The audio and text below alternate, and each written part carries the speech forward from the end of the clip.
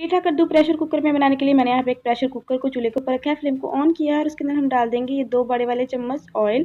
In case अगर आप oil नहीं यूज़ करना चाहते हैं तो इसके अंदर घी भी यूज़ कर सकते हैं और सरसों का तेल भी इस्तेमाल कर सकते हैं, लेकिन सरसों का तेल फिर आपको ये 1 बड़े वाला चम्मच बस ऐड करना होगा। जैसे ही ऑयल गर्म हो जाएगा हम इसमें डाल देंगे 1 चाय का चम्मच मस्टर्ड सीड यानी कि राई दाना और 1 चाय का चम्मच साबुत ज़ीरा। तो इनको 1 मिनट के लिए फ्राई कर लेते हैं। जैसे ही 1 मिनट हो जाएगा, ये फ्राई हो जाएंगे तो हम इसके अंदर डाल देंगे 2 मीडियम साइज़ के बारीक स्लाइसेस में कटे हुए प्याज।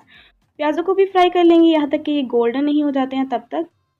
प्याज़ यहाँ पे फ्राई हो गए हैं, बहुत ही खूबसूरत कलर इनको आ गया है गोल्डन सा, बस इससे ज़्यादा हम इसे फ्राई नहीं करेंगे।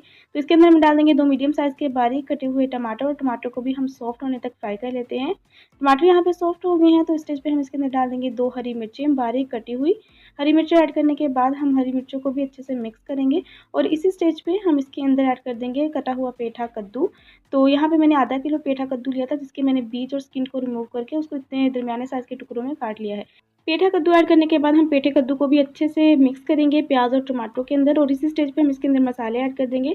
तो मसालों में चला जाएगा 1 चाय का चम्मच लाल मिर्च का पाउडर, चौथाई चाय का चम्मच हल्दी पाउडर, 1 चाय का चम्मच धनिया पाउडर और 1 चाय का चम्मच हम इसके अंदर नमक ऐड करेंगे। अकॉर्डिंग टू टेस्ट आप नमक को कम या ज़्यादा कर सकते हैं। मसाले ऐड करने के बाद हम इसको मिक्स करेंगे और अच्छे से इसे 3 से 4 मिनट के लिए मीडियम टू हाई फ्लेम पे भून लेंगे। सब्ज़ी को जब आप भूनेंगे तो इसके अंदर बहुत ज़्यादा अच्छा टेस्ट आएगा, इसका टेस्ट जो है वो इन्हेंस हो जाएगा। तो यहाँ पे 3 से 4 मिनट हो चुके हैं सब्ज़ी को अच्छे से मसाले के अंदर भूनते हुए, तो स्टेज पे हम इसके अंदर ऐड कर देंगे पानी। तो पानी हम ऐड करेंगे इसके अंदर 1/4 कप, इससे ज़्यादा पानी ऐड नहीं करेंगे क्योंकि पेठा कद्दू जो है वो बहुत जल्दी गल जाता है। तो पानी ऐड करने के बाद हम इसको कवर करेंगे और इसे हम 5 मिनट के लिए मीडियम टू हाई फ्लेम पे वेट लगा देंगे। याद रहे कि टाइम आपने वेट हिलने के बाद नोट करना है, उससे पहले नहीं नोट करना है। तो इसे वेट लगा देते हैं। यहाँ पे 5 मिनट पूरे हो गए हैं टोटल इसका वेट हिलते हुए, फ्लेम को ऑफ करेंगे और इसका स्टीम को निकलने देते हैं। सारी स्टीम यहाँ पे निकल चुकी है प्रेशर कुकर की और हमारा मज़ेदार सा पेठा कद्दू का सालन जो है वो रेडी हो गया है।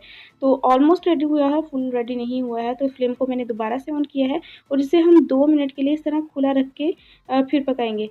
तो इससे भी इसके फ्लेवर जो है वो इन्हेंस होगा। तो यहाँ पे मैं आपको पेठा कद्दू दिखा देती हूँ, बहुत अच्छे से ये गल गया है, सॉफ्ट हो गया है। तो इस स्टेज पे आप चाहें तो इसको मैश कर लें या आप चाहें तो इसको ऐसे ही एज़ इट इज़ रोटी के साथ सर्व करें। ये दोनों तरीके से ही बहुत टेस्टी लगता है। तो यहाँ पे हमारा पेठा कद्दू जो है वो 2 मिनट के लिए पक रहा है, तो इस स्टेज पे हम इसके अंदर डाल देंगे 1/4 टीस्पून कसूरी मेथी, जो कि इसके टेस्ट को और ज़्यादा बढ़ा देगी। कसूरी मेथी को हाथ की मदद से मसल के डालेंगे ताकि ज़्यादा खुशबू आए और कटा हुआ हरा धनिया ऐड कर दिया है और यहाँ पे हमारी मज़ेदार सी पेठा कद्दू की सब्ज़ी 5 मिनट के अंदर बिल्कुल रेडी हो गई है।